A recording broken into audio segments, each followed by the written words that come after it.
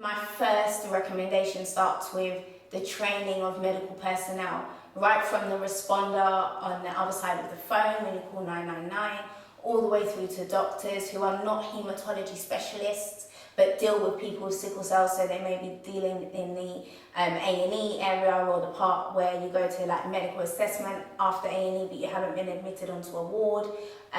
Training all the way through at the adequate level, explaining what sickle cell is, how it impacts each individual, and also pointing out the fact that it is a unique condition.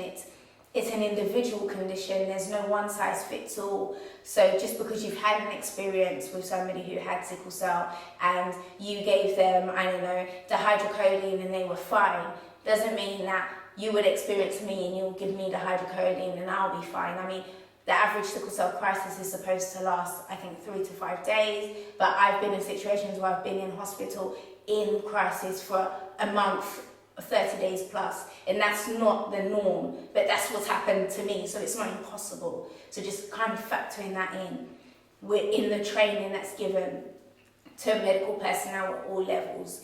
Another recommendation I would make, particularly on the children's side, is for medical personnel that are dealing with children to remember that the person is a child, and you want to protect their childhood experience as much as possible. You want them to be able to live a full life. So if it is that they can't participate in some things, perhaps suggesting other things or replacements to parents. So parents, I think with me, my parents had a bit of a fear factor because I was so ill at such a young age.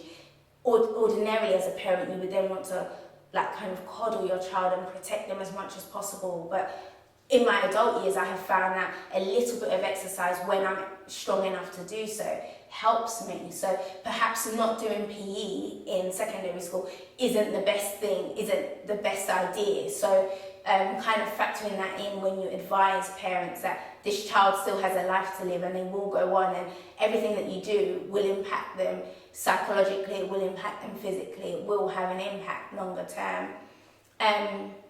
Another recommendation, I think, for the care of sickle cell patients going forward would be to have a team that has a relationship with the family of the patient. I think that's so important, you know, making sure that siblings understand that this condition can cause problems at any time, and how to manage that.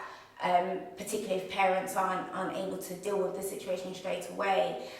So kind of giving that advice to the family, and I guess to schools as well, because being at school, well, as a child you spend most of your time at school, so you need the staff of the school to understand and know how to deal with a crisis should that arise during school hours or whilst you're on the school premises. So there's a range of recommendations I'd make, but I think the kind of shining factor through all of them is a kind of an education, really, an education in the community, an education within the medical professional team, education for families. I think if people are educated more, sickle cell patients will suffer less, and will have more dignifying experiences in hospital and all-round better care.